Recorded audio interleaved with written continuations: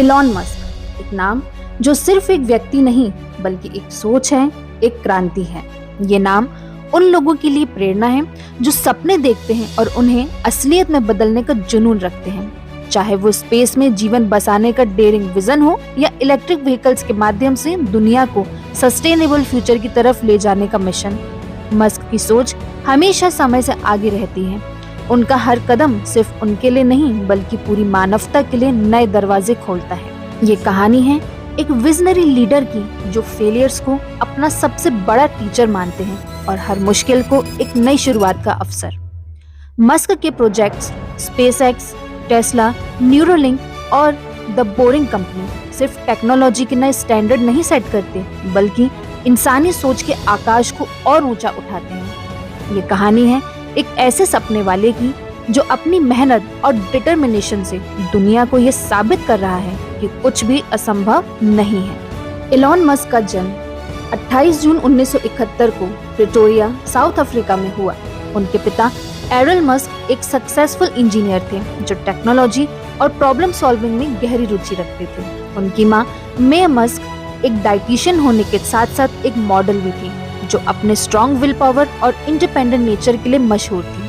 Elon का बचपन इन दोनों कॉन्ट्रास्टिंग क्वालिटीज को एब्जॉर्व करते हुए गुजरा। एक तरफ उन्हें अपने पिता से लॉजिकल थिंकिंग और टेक्निकल एक्सपर्टीज मिली तो दूसरी तरफ उनकी मां ने उन्हें सेल्फ कॉन्फिडेंस और डिटर्मिनेशन का पाठ सिखाया। लेकिन इलॉन के बचपन में ही उनके पेरेंट्स के बीच तलाक हो गया जो उनकी इमोशनल स्टेबिलिटी पर गहरा असर छोड़ गया। तलाक के बाद इलॉन अपने पिता के साथ रहे लेकिन उनका दिल हमेशा अपनी मां के साथ जुड़ा हुआ महसूस करता था।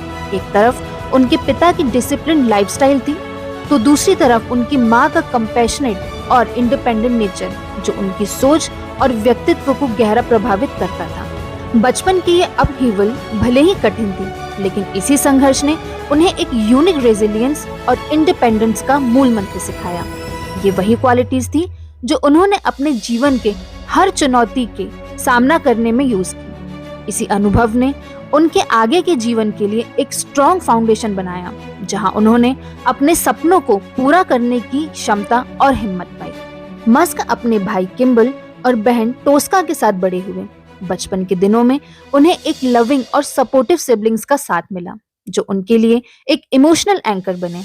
लेकिन उनका बचपन बिल्कुल भी आसान नहीं था।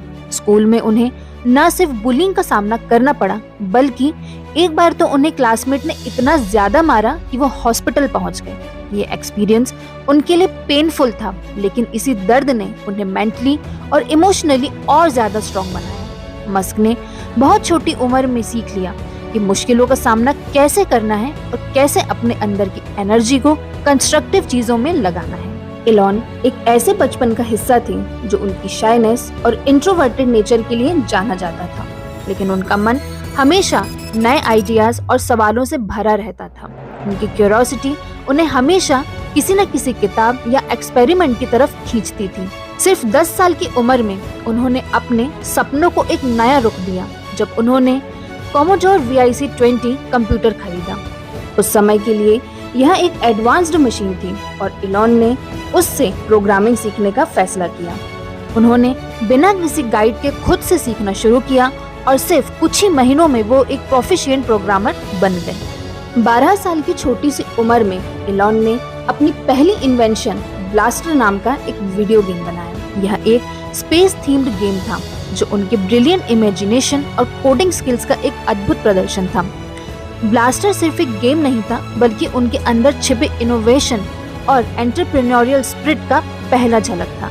उन्होंने इस गेम को $500 में बेचा जो उस वक्त के हिसाब से एक बड़ी रकम मानी जाती थी। यह पहली बार था जब उन्होंने अपने दिमाग और क्रिएटिविटी के जरिए पैसा कमाया। इस छोटी सी सफलता ने उनके अंदर एक नई उमंग जगाई और उनकी एंटरप्रेन्योरियल जर्नी की नींव रखी। इलॉन के लिए ब्लास्टर सिर्फ एक सिंपल प्रोजेक्ट नहीं बल्कि उनके सपनों का पहला कदम था जो उनके विजन, डिटर्मिनेशन और दुनिया के लिए कुछ नया करने की चाह का प्रतीक बन गया। मस्क ने अपनी स्कूलिंग साउथ अफ्रीका में कंप्लीट की लेकिन उनका सपना हमेशा अमेरिका जाने का था। उन्होंने स्कूल के दिनों में ही यह समझ लिया था कि अगर उन्हें टेक्नोलॉजी और इनोवेशन में कुछ एक्स्ट्राऑर्डिनरी करना है तो उसका एपिसेंटर अमेरिका ही है। वो हमेशा नासा और सिलिकॉन वैली के बारे में पढ़ते और उनका मन करता कि वो भी उस दुनिया का हिस्सा बने जहां नए आइडियाज और इन्वेंशंस को एनकरेज किया जाता है। अपनी इस इच्छा को पूरा करने के लिए उन्होंने अपनी पूरी प्लानिंग के साथ अपने अगले कदम उठाए। 17 साल की उम्र में मस्क ने कनाडा का रुख किया, जो उनका अमेरिका के सपने की तरफ पहला कदम था। वहां जाकर उन्होंने क्वींस यूनिवर्सिटी में एडमिशन लिया और हायर एजुकेशन शुरू की। कनाडा में गुजारे वक्त ने उनके नजरिए को और भी ब्रॉड बनाया। वहां की डाइवर्स कल्चर और प्रोग्रेसिव सोसाइटी ने उनके आइडियाज को एक नए लेवल तक ले गया। यहाँ उन्होंने सीखा कि कैसे मुश्किलों का सामना करते हुए अपने गोल्स को अचीव किया जा सकता है।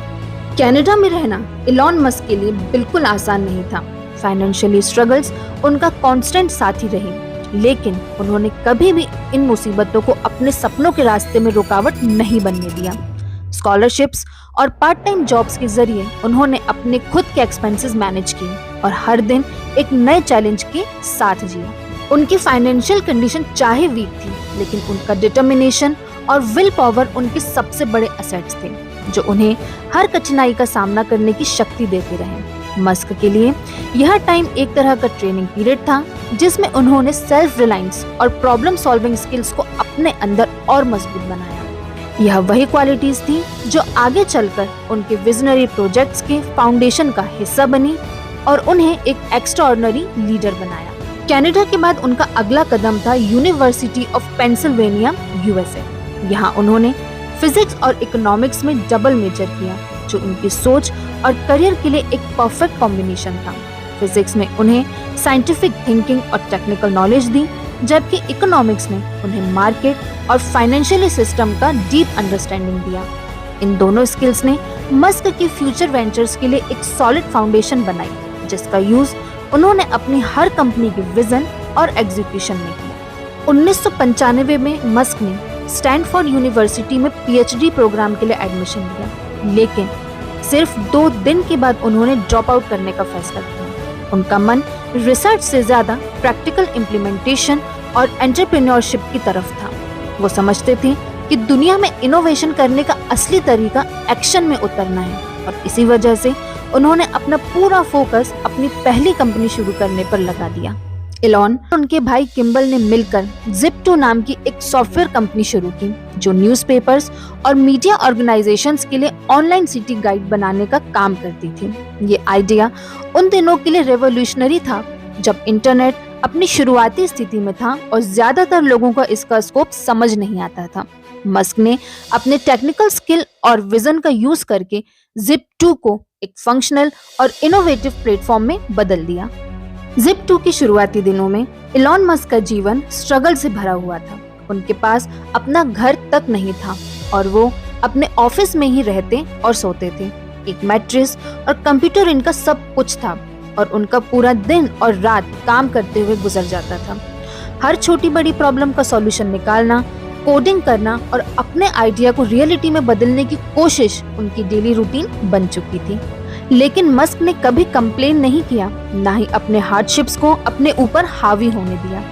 उनके लिए यह सब उनके सपनों का एक हिस्सा था, एक ऐसी जर्नी जिसमें वह अपने विजन के लिए किसी भी हद तक जाने के लिए तैयार थे। यह उनकी डेडिकेशन और अनब्रेकेबल स्पिरिट का प्रतीक था, जो उन्होंने हर मुश्किलों के बाद और मजबूती के साथ दिखाया। 1999 में कॉम्पैक्ट ने जिप2 को $307 मिलियन में एक्वायर किया, जो उस समय के लिए एक बड़ी डील मानी गई। इस एक्विजिशन में मस्क का शेयर $22 मिलियन का था, जो उनकी फाइनेंशियल जर्नी का पहला बड़ा माइलस्टोन साबित हुआ। एक ऐसे व्यक्ति के लिए जो अपने ऑफिस में सोते हुए सपने देखता था, यह एक एक्स्ट्राऑर्डिनरी मूवमेंट था। यह पैसा मस्क के लिए सिर्फ एक फाइनेंशियल अचीवमेंट नहीं था, बल्कि उनके अगले बड़े सपनों की तरफ एक सीड कैपिटल था। इस माइलस्टोन ने उन्हें न सिर्फ अपने विजन को आगे ले जाने का कॉन्फिडेंस दिया, बल्कि यह भी दिखाया कि उनकी हार्ड वर्क और डेडिकेशन रंग ला रही है।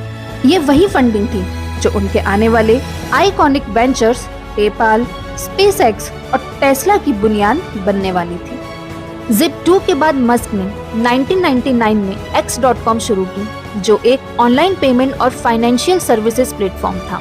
यह प्लेटफॉर्म अपने समय से काफी आगे था, जिसका लक्ष्य था फाइनेंशियल ट्रांजैक्शंस को सीमलेस और एफिशिएंट बनाना। मस्क का विजन था कि दुनिया को एक ऐसे सिस्टम की जरूरत है जो ट्रेडिशनल बैंकिंग सिस्टम की प्रॉब्लम्स को सिंप्लीफाई कर सके और उन्हें टेक्नोलॉजी के जरिए एक्सेसिबल बनाए। X.com का एक बड़ा मर्जर 2000 में हुआ और इसी मर्जर के बाद ये प्लेटफॉर्म पेपाल के नाम से जाना गया। पेपाल एक ऐसा नाम बना जो ऑनलाइन ट्रांजैक्शंस और सिक्योर पेमेंट्स का प्रतीक बन गया। मस्क का फोकस हमेशा स्केलेबिलिटी और यूजर फ्रेंडलीनेस पर था, जो पेपाल को दुनिया के सबसे बड़ा और ट्रस्टवर्दी ऑनलाइन पेमेंट सिस्टम बनाने में मददगार रहा। पेपाल की सफलता ने मस्क को एक ग्लोबल एंटरप्रेन्योर के रूप में एस्टेब्लिश किया। 2002 में ईबे ने पेपाल को $1.5 बिलियन में एक्वायर किया। इस डील में मस्क का शेयर 180 मिलियन का था, जो उनकी फाइनेंशियल सक्सेस का एक और बड़ा माइलस्टोन बना। यह पैसा मस्क के लिए एक नई शुरुआत थी, जो उनके अगली वेंचर्स जैसे स्पेसएक्स और टेस्ला के लिए सीड फंडिंग का काम करने वाली थी।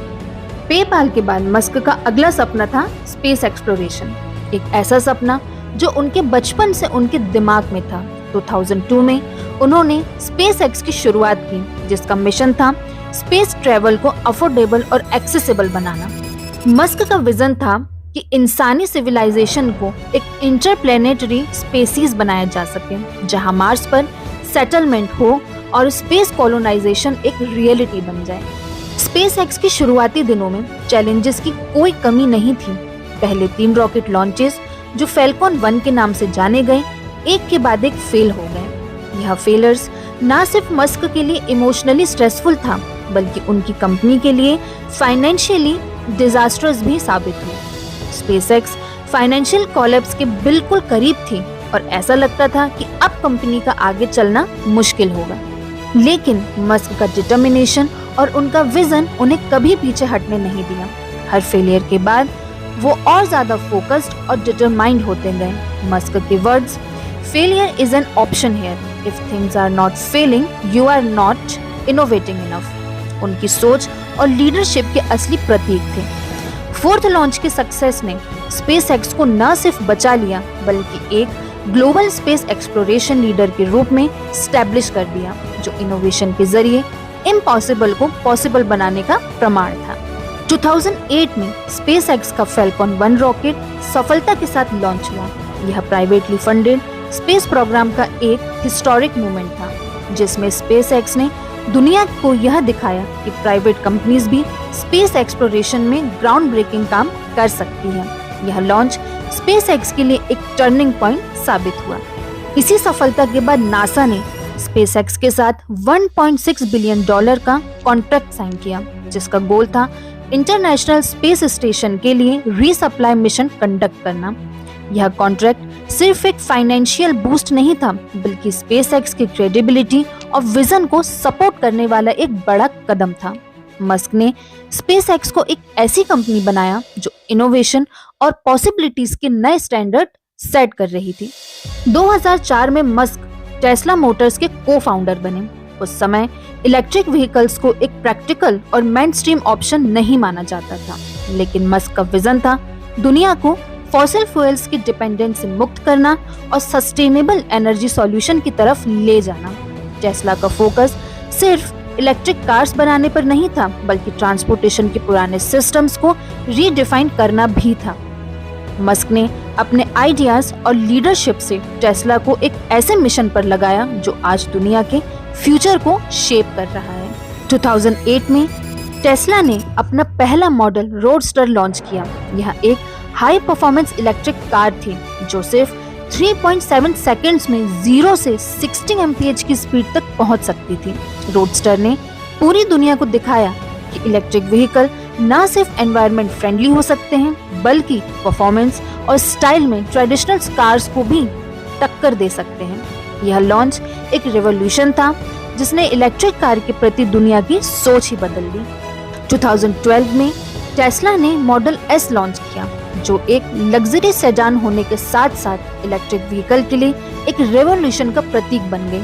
मॉडल एस ने न सिर्फ अनमैच्ड रेंज और एक्सेप्शनल परफॉर्मेंस ऑफर की, बल्कि एडवांस्ड टेक्नोलॉजी के जरिए ऑटोमोटिव इंडस्ट्री के नए स्टैंडर्ड सेट किए।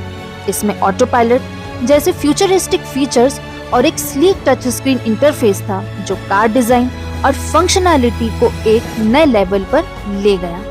यह कार टेस्ला के लिए सिर्फ एक प्रोडक्ट नहीं थी बल्कि एक ब्रेक थ्रू मूवमेंट थी जिसमें कंपनी को ग्लोबल मैप पर एक लीडर के रूप में एस्टेब्लिश किया। इंडस्ट्री एक्सपर्ट्स और कस्टमर्स दोनों ने इस इनोवेशन को अप्रिशिएट किया और मॉडल एस आज भी इलेक्ट्रिक व्हीकल्स की सफलता का बेंचमार्क मानी जाती है, जो फ्यूचर मोबिलिटी को एक परफेक्ट एग्जाम्पल देती है। मॉडल एस के बाद टेस्ला ने मॉडल 3, मॉडल एक्स और अब साइबर ट्रक जैसे मॉडल लॉन्च किए जो दुनिया भर में टेस्ला को एक आइकॉनिक ब्रांड बनाने में मददगार रहे। मॉडल 3 ने इलेक्ट्रिक कार्स को एक्सेसिबल बनाया, जबकि मॉडल एक्स अपनी फ्यूचरिस्टिक डिजाइन और सेफ्टी फीचर्स के लिए फेमस हुई। साइबर ट्रक, जो अपनी बोल्ड और अनकन्वेंशनल डिजाइन के लिए जाना जाता है, एक सिंबल है कि टेस्ला हमेशा बाउंड्रीज पुश करता रहेगा। टेस्ला के ये मॉडल्स न सिर्फ कार हैं बल्कि सस्टेनेबल एनर्जी और एडवांस्ड टेक्नोलॉजी का एक नए दौर का प्रतीक है। 2006 में मस्क ने सोलर सिटी की शुरुआत की, जिसका मिशन था रिन्यूएबल एनर्जी सॉल्यूशंस को प्रमोट करना और फॉसिल फ्यूल्स के यूज को कम करना। सोलर सिटी रेसिडेंशियल और कमर्शियल स्पेस के लिए सोलर पैनल्स और एनर्जी स्टोरेज सिस्टम प्रोवाइड करती थी, जो सस्टेनेबल एनर्जी फ्यूचर की तरफ एक बड़ा कदम था। बाद में यह कंपनी टेस्ला के अंडर आई और टेस्ला एनर्जी का एक मेजर कंपोनेंट के रूप में काम करने लगी। मस्क का विजन था कि हर घर और बिजनेस अपनी एनर्जी खुद प्रोड्यूस करें और एनवायरनमेंट फ्रेंडली बन सके। 2016 में मस्क ने न्यूरोलिंक का गठन किया, जो उनके सबसे एम्बिशियस प्रोजेक्ट में से एक था। न्यूरोलिंक का मेन गोल है ह्यूमन ब्रेन और आर्टिफिशियल इंटेलिजेंस को इंटीग्रेट करना, जिससे ह्यूमन कैपेबिलिटीज को एनहेंस किया जा सके। मस्क का मानना है कि फ्यूचर में एआई का डेवलपमेंट इंसानों के लिए एक चैलेंज बन सकता है और न्यूरोलिंक इस चैलेंज का सॉल्यूशन बनेगा। इसका फोकस है ब्रेन मशीन इंटरफेसेस क्रिएट करना जो न्यूरोलॉजिकल डिसऑर्डर्स का ट्रीटमेंट कर सके और ह्यूमंस को एआई के साथ बेटर कम्पीट करने का advantage they. The boring company, जो 2016 में शुरू हुई, मस्क के नए और इनोवेटिव वेंचर्स में से एक है। यह company futuristic transportation solutions provide करने के लिए बनी है, जिसका एम है अर्बन ट्रैफिक प्रॉब्लम्स को सॉल्व करना। द बोरिंग कंपनी का सबसे बड़ा प्रोजेक्ट है अंडरग्राउंड टनल्स का नेटवर्क, जो हाई स्पीड ट्रैवल और कंजेशन फ्री ट्रांसपोर्टेशन को रियलिटी बनाएगा। हाइपरलूप और लूप जैसे प्रोजेक्ट इस कंपनी के फ्यूचरिस्टिक विजन का हिस्सा हैं, जो मस्क के सिटी ऑफ द फ्यूचर के सपनों को शेप देते हैं। मस्क का सबसे बड़ा सपना है मार्स पर ह्यूमन सेटलमेंट बसाना और मानवता को एक इंटरप्लेनेटरी स्पेसीज में बदलना। उनका विश्वास है कि अगर ह्यूमैनिटी को आगे बढ़ाना है और अपने एग्जिस्टेंस को लंबा करना है तो हमें अपनी दुनिया के पार सोचना होगा। इसी मिशन को पूरा करने के लिए स्पेसएक्स का स्टारशिप प्रोग्राम डिजाइन किया गया है, जो एक रीयूजेबल स्पेसक्राफ्ट है और मार्स पर कार्गो और ह्यूमंस ले जाने की क्षमता रखता है। मस्क का मानना है कि मार्स पर बसेरा बनाना सिर्फ एक संभावना नहीं है बल्कि एक जरूरत है, जो ह्यूमैनिटी को एक्सटेंशियल क्राइसिस से बचाने का एक महत्वपूर्ण कदम हो सकता है। मार्स पर एक सस्टेनेबल कॉलोनी स्टैब्लिश करना उनके लिए एक विजनरी ड्रीम है, जिसमें उन्हें लगता है कि एक दिन मानवता का फ्यूचर सुरक्षित होगा। यह सपना न सिर्फ एक टेक्नोलॉजिकल माइलस्टोन है बल्कि एक प्लेनेटरी इंश्योरेंस है, जो उन्हें अपनी दुनिया के परे भी एक नए घर का वादा करता है।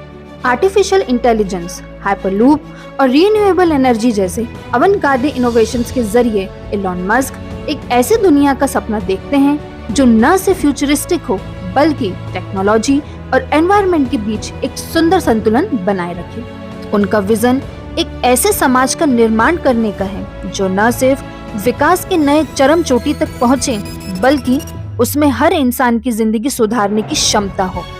वह मानते हैं कि टेक्नोलॉजी सिर्फ मशीन तक सीमित नहीं रहनी चाहिए बल्कि यह एक ऐसा माध्यम बन सके जो हमारे डेली लाइफ को आसान, इको फ्रेंडली और सस्टेनेबल बनाए।